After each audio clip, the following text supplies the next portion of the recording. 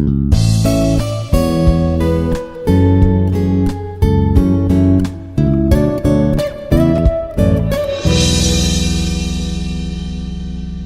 morning to all. This is Dr. Padma, Assistant Professor, Department of Physics, Institute of Aeronautical Engineering. Today topics are tunneling barrier, specific contact resistance, heterojunctions, and energy band diagram. So, tunneling barrier of the metal semiconductor contacts and specific contact resistance of the metal semiconductor contacts, and we are going to discuss about the heterojunctions and energy band diagrams of the heterojunctions. These are the topics to be covered in this session. Then what is tunneling barrier? So the space charge width in a rectifying metal semiconductor contact is inversely proportional to the square root of the semiconductor doping. So here the space charge width, which is also called as the depletion layer width. So depletion layer width WD is inversely proportional to the doping concentration, semiconductor doping concentration either ND or Na. So here the depletion layer width is inversely proportional to the square root of the doping concentration either ND or Na. Here ND means donor concentration, Na means acceptor concentration. So here the space charge width or depletion layer width WD is inversely proportional to the square root of the semiconductor doping, that is WD is inversely proportional to 1 by square root of ND or Na, where ND is the donor concentration of the semiconductor or Na is the acceptor concentration of the semiconductor. So ND means donor concentration for the N-type semiconductors, Na means acceptor concentration for the P-type semiconductors. So N-type semiconductor contains donors impurities and P-type semiconductor contains acceptor impurities.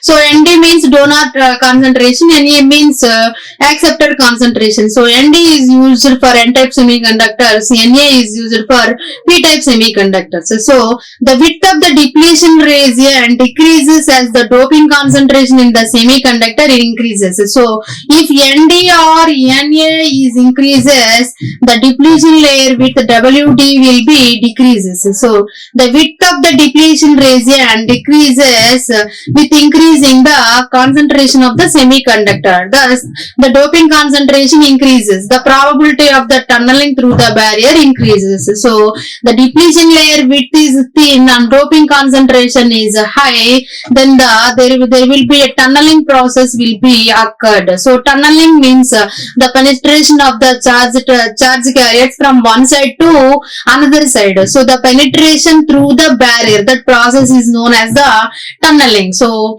the doping, the width of the depletion region decreases mean which increases the concentration, either doping concentration of the acceptors or donors. So the probability of the tunneling through the barrier also increases. So the depletion where width is small, then the high doping concentration will be there. Then the probability of the tunneling through the barrier will be increased.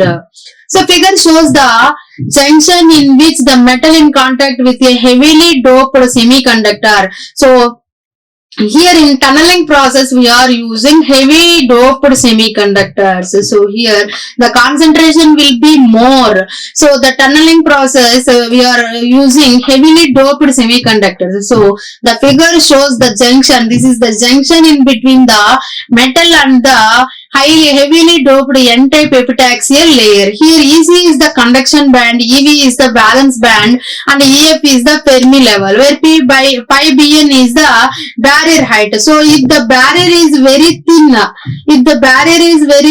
tunneling will be more.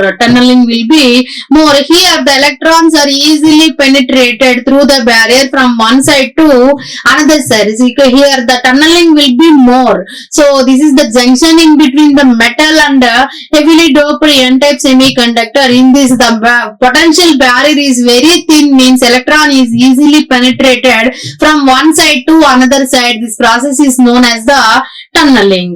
So the tunneling current has in the form of JT. JT is proportional to exponential of minus E pi Bn by E naught naught. So the tunneling current density JT is the tunneling current density is directly proportional to the exponential of minus E pi Bn by E naught naught, where E naught naught is the tunneling factor. E naught naught is the tunneling factor. So E naught naught tunneling factor is E naught naught equal to E h cut by 2 into square root of Nd by epsilon s Mn star. Here Nd is the donor concentration, epsilon s is the permittivity of the semiconductor, Mn star is the effective mass of the electrons in n-type semiconductors. So the tunneling current increases exponentially with the doping concentration. If the doping concentration increases, the tunneling current will be increases exponentially. So the current density of the tunneling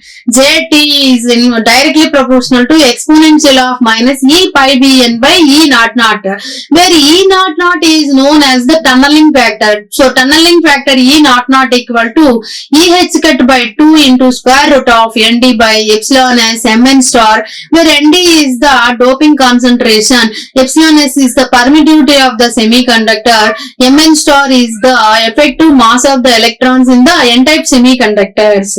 So the ohmic contact is the specific contact resistance Rc.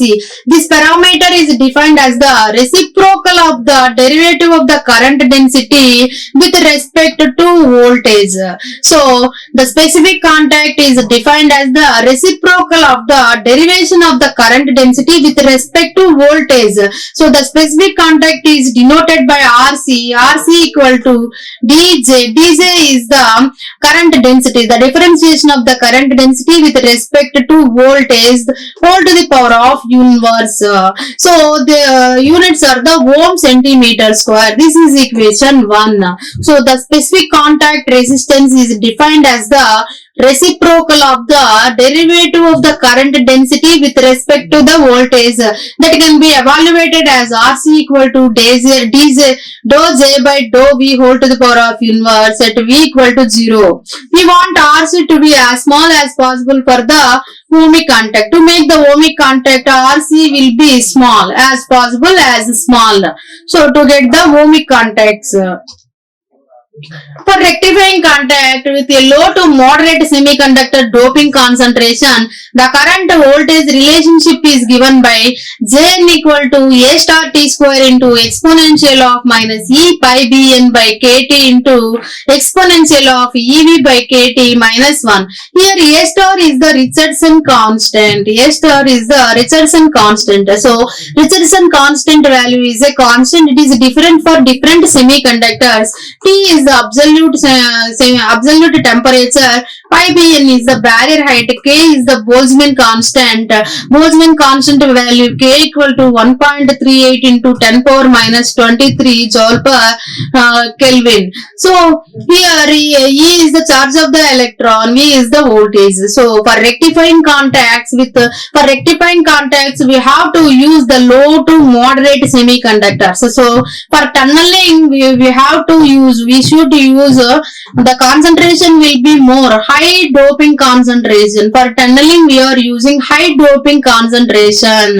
So Nd or Na will be more for the tunneling process. So for a rectifying contact we have to use from low to moderate doping concentration. So the current voltage relationship is given by Jn equal to A star T square into exponential of E minus pi Bn by Kt into exponential of Ev by Kt minus 1. So the thermionic emission current is dominant in this junction. So here the thermionic emission. So for rectifying contacts, so for rectifying metal semiconductor contacts, the thermionic emission will be dominate. So the thermionic emission will be dominant. So the thermionic emission, the concentration should be from low to moderate.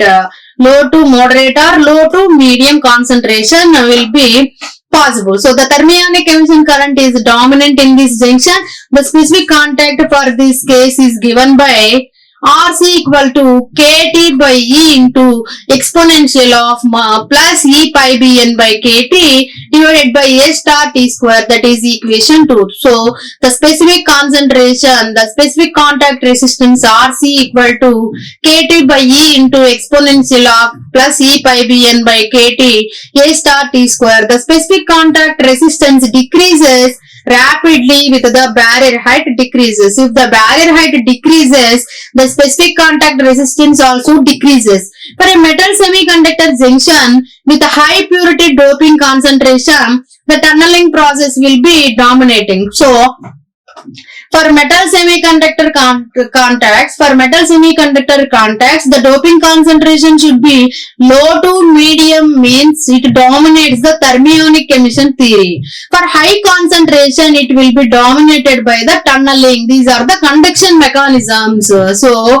the thermionic emission and tunneling both are the process. For low to moderate concentrations, so here the thermionic emission will be dominated. For higher concentration, it will be dominated by the tunneling process. So the specific contact resistance RC equal to KT by E into exponential of plus E pi Bn by KT A star T square. So for higher concentration, the tunneling process will be dominated. The specific contact resistance is found to be RC is directly proportional to exponential of plus 2 square root of epsilon s mn star by h cut into pi bn by square root of nd, where nd is the doping concentration for n-type semiconductors. So the specific contact resistance in the tunneling process can be written as RC is directly proportional to the exponential of plus 2 into square root of epsilon s mn star by h cut into pi bn by square root of nd, that is equation 3. So the figure shows the theoretical and experimental specific contact resistance as the function of the doping concentration. So in the x-axis we have to take the 1 by square root of nd values, that is 10 power minus 10 per centimeter cube. Here RC is the specific contact resistance on the y-axis. So here this solid line shows the theoretical value and dotted lines shows the experimental values of the platinum silicon junction and aluminum silicon junction. So for theoretical value, pi b is equal to 0.85 and 0.60 and 0.40 values are obtained. So which shows that the specific contact resistance is very strong as a function of the semiconductor doping. So the specific contact resistance is as a function of the doping concentration. Here the barrier height pi b equal to 0.85. The highest barrier height can be obtained for the platinum silicon junction and the barrier height 0.60 can be obtained for the aluminum silicon and 0.40 is the theoretical value. These are at the room temperature values. So this figure shows the plot of the theoretical values of the RC as a function of the semiconductor doping. For doping concentration greater than approximately 10 power 19 centimeter cube, for doping concentrations are the greater than 10 power 19 per centimeter cube, the tunneling process dominates. So for tunneling process dominates means the doping concentration should be greater than 10 power 19 per centimeter cube.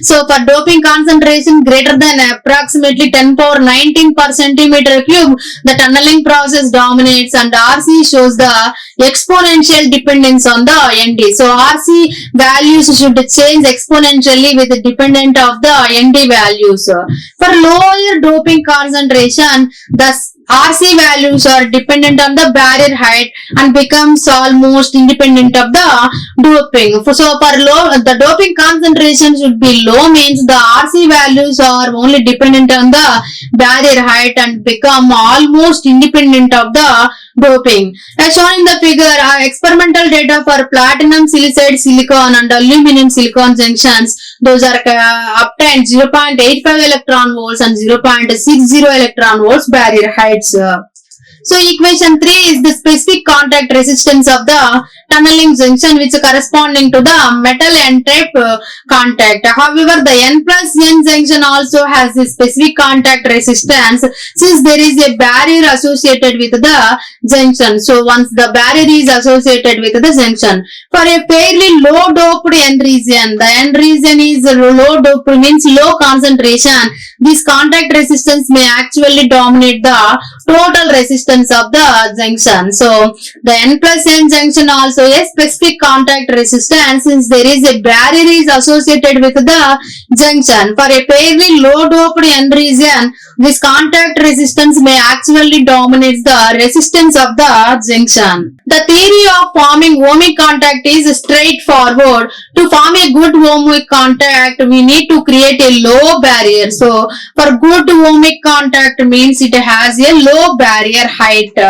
Low barrier. So the theory of forming ohmic contact is a straightforwardness. To form a good ohmic contact, we need to create a low barrier and use a highly doped semiconductor at the surface. However, the actual technology of fabricating good reliable ohmic contacts is not easy in practice as usual in the theory. So it is very difficult to fabricate the good reliable ohmic contacts. So it is also more difficult to fabricate good ohmic contact in wide band gap materials. In general, low barriers are not possible. For a high band gap materials, it has the highest barrier height.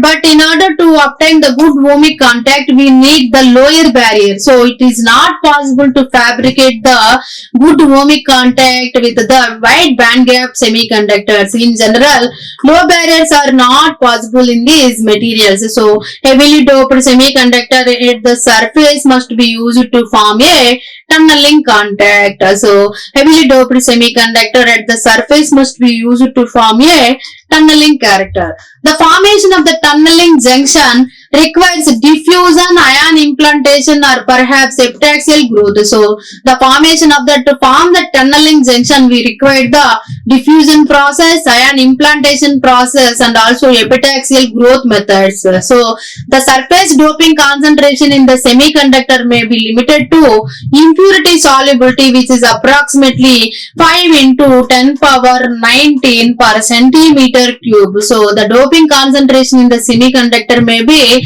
limited to the impurity solubility. So the doping concentration values will be 5 into 10 power 19 per centimeter cube for n-type gallium arsenide. So no uniformities in the surface doping concentration may also prevent the critical limit of the specific contact resistance from being reached. In practice, a good deal of empirical processing is usually required before forming a good ohmic contact. So the surface doping concentration must be approximately 5 into 10 power 19 per centimeter cube for n-type semiconductor, that is the gallium arsenide. So no uniformities in the surface doping concentration may also prevent the theoretical limit of the specific contact resistance from being reached. In practice, a good deal of empirical processing is usually required before forming a good ohmic contact. The next topic is heterojunctions. So heterojunctions means when two different semiconductor materials are used to form a junction, the type of junction is called as the semiconductor heterojunction. So here in previous case we are forming the metal and semiconductor junction. Metal and semiconductor junction which is known as the Schottky diodes. Schottky diodes. But here we are using the two different semiconductors. This is also semiconductor and this one is also semiconductor. So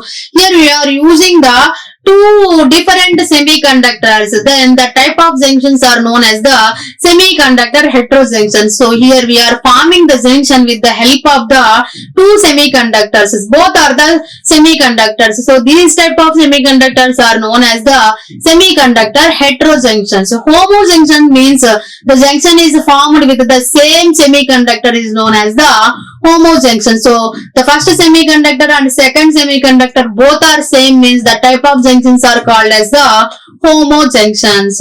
If different semiconductors are used to form the junction, means those devices are called as the heterojunctions. So heterojunction materials, since the two materials used to form a heterojunction will have different energy band gaps. Here we are using two semiconductors. So the first semiconductor has one type of band gap, and the second semiconductor is also have one type of band gap. Here the two band gaps are different. So the energy band will have a discontinuity at the junction interface. So the materials used to form the heterojunction, here two different materials are used.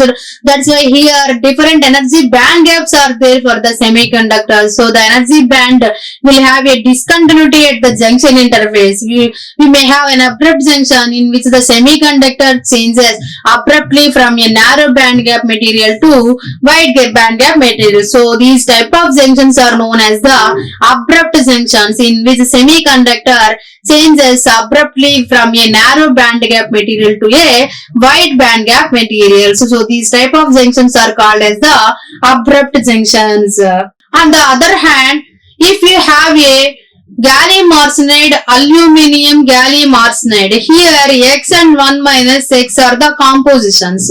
So aluminium gallium arsenide is the one semiconductor and the other semiconductor is the aluminium gallium 1 minus X arsenide. Here X is the composition. See here X changes with the different composition. So if you have a gallium arsenide and aluminium gallium arsenide system, for example, the value of X continuously vary over a distance of several nanometers to form a graded heterojunctions. So the gallium arsenide and aluminium gallium arsenide systems, for example, the value of X, here X shows the composition, it continuously vary over the distances of several nanometers to form a graded heterojunctions. So changing the value of X in the aluminium X gallium 1 minus X arsenide system shows us or design the band gap energy. In order to have a useful heterojunction, the lattice constant of the two materials must be matched. Here the lattice constant of the two different materials. Here two different materials are used to form the heterojunction.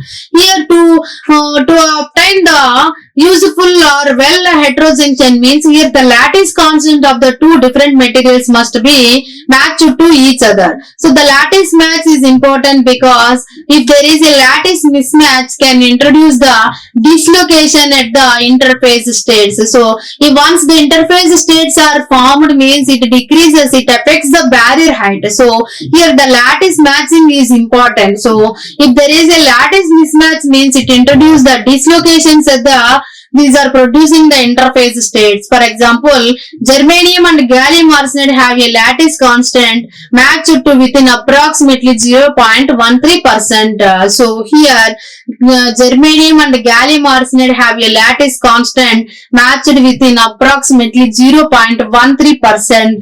Germanium gallium arsenide heterojunctions have been studied quite extensively. So germanium and gallium arsenide. Here germanium is one semiconductor, the other semiconductor is gallium arsenide. So more recently gallium arsenide, aluminium gallium arsenide junctions have been investigated quite thoroughly since the lattice constant of gallium arsenide and the aluminium gallium arsenide system vary by more than 0.14%. Here the lattice matching is 0.14%. So the gallium arsenide and aluminium gallium arsenide junctions have been investigated due to the lattice matching. That lattice matching will be 0.14%. The energy band diagram of the heterojunctions. So in the formation of the heterojunctions with a narrow band gap materials means it has the low band gap. So narrow band gap means it has the low band gap, and a wide band gap materials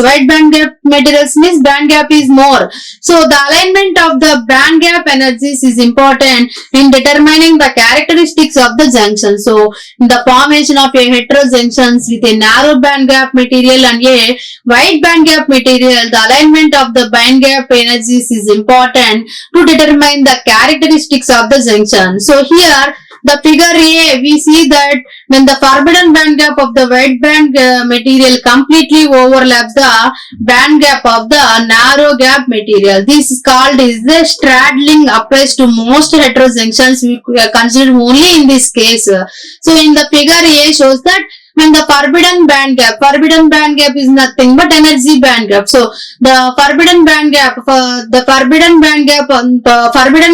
means the energy gap between the conduction band and valence band. The gap between the conduction band and valence band will be known as the forbidden band gap. So the forbidden band gap of the wide band gap material completely overlap with the band gap of the narrow gap materials. So this case is called the straddling case. The other possibilities are called as the staggered and broken gap, so which is shown in the figure B. So figure B shows the staggered case and figure C shows the broken gap. So these are the differences between the staggered and broken gap. These three figures are shows the three cases. First one is the straggling, second one is the staggered, and third one is the broken gap. So there are four basic types of heterojunctions, those in which dopant type changes at the junction called anisotype. So there are four basic types of the heterojunctions in which the dopant type either ND or NA. So N-type or P-type, the dopant type N-type or P-type. So there are four basic types of the heterojunctions, those in which dopant type changes at the junction are called anisotopic. We can form NP. NP means N-type and P-type or NP junctions. So PN junctions where the capital letter indicates the larger band gap material. So in NP means here N is the smaller band gap and P is the higher band gap, and NP here capital N is the N-type is the higher band gap and small p is the smaller lower band gap. So we can form NP or NP where the capital letter indicates the larger band gap materials. So heterojunctions with the same dopant type on either side of the junction are called isotope. So same dopants are there. For example, P and N and N. So here the dopants are same. So heterojunctions with the same dopant type, N-type and P-type, P-type and N-type. So heterojunctions with the same dopant type on the either side of the junction are called as the isotope. So these are called as the isotope. These one are called as the anisotope.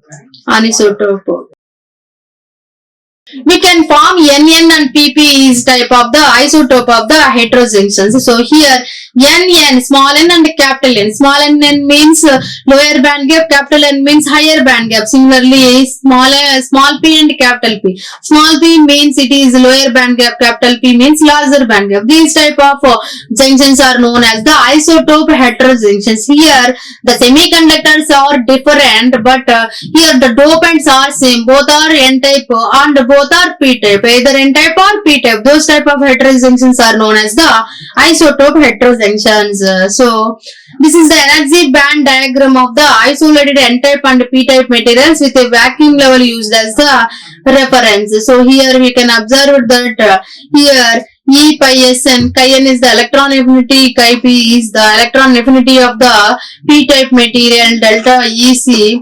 So the energy band diagram of the narrow band gap and wide gap material. So here NP type energy band gap. Here N-type semiconductors are the narrow band gap semiconductors and capital P is the higher band gap semiconductor, where delta EC is the change in the conduction band energy. So EGP is the energy gap. Here gallium arsenide material, gallium arsenide and germanium and gallium arsenide heterojunction.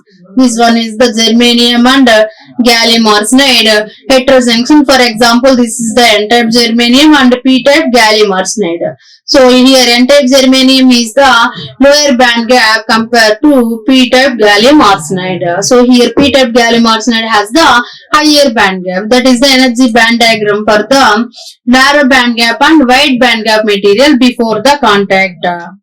So the electron affinity of the wide band gap material is less than the narrow band gap material. Then coming to the electron affinity values, for the wide band gap material has the higher electron affinity values rather than the narrow band gap materials. So the difference between the two conduction band energies is denoted by EC, and the difference between the two valence band energies is denoted by EV. So delta EC equal to E into chi n minus chi P, that is equation 1. Delta EC equal to E into chi n minus chi P, that is equation 1. So delta EC plus delta EV equal to EGP minus E into Gn, that equal to delta EG. So the energy gap differences between the narrow band gap and wider band gap materials. In the ideal abrupt heterojunction using non-degenerately doped semiconductors. So there are two types of semiconductors are there, degenerated and non-degenerated. So in the ideal abrupt heterojunctions we are using non-degenerately doped semiconductors. The vacuum level is parallel to both conduction band and valence band. Here the vacuum level is parallel to both conduction band and valence band. If the vacuum level is continuous, then the same EC and EV are discontinuous will exist at the heterojunction interface. Here some discontinuities are formed at the interface. This ideal situation is known as the electron affinity rule. If the vacuum level is continuous, then the same EC and EV discontinuities will exist at the heterojunction interface. This ideal situation will be known as the electron affinity rule. There is still some uncertainty about the applicability of this rule, but it provides good starting point for the discussion of the heterojunctions. So the figure shows the general ideal NP heterojunction in thermal equilibrium position in order for Fermi levels in the two materials to become aligned. Here the Fermi levels for the two levels are aligned. Electrons from the narrow band gap N region and holes from the wide band gap P region must flow across the junction. So this is the ideal energy band diagram for the NP heterojunction. Here the Fermi level in the two materials to become aligned. Electrons flow from narrow band gap N region and holes from the wide band gap P region must flow across the junction. So this is the junction x equal to 0, which is in the thermal equilibrium position. As in the case of homojunction, this flow of charge creates a space charge region in the vicinity of the metallurgical junction. So in the case of homojunction, this flow of charges creates a space charge region in the vicinity of the metallurgical junction. The space charge width into the N-type region is denoted by Xn, and the space charge width in the P-type region is denoted by Xp. Xn is the space charge width in the N-type semiconductor, and Xp is the space charge region in the P-type semiconductor. So these discontinuities in the conduction and valence bands and the change in the vacuum levels are shown in the above figure. So the discontinuities in the, there will be a discontinuities formed at the conduction band and the valence band. Those are changes the vacuum level. So these are the references for the semiconductor devices. Thank you. Like, share and subscribe. Hit the bell icon for more updates.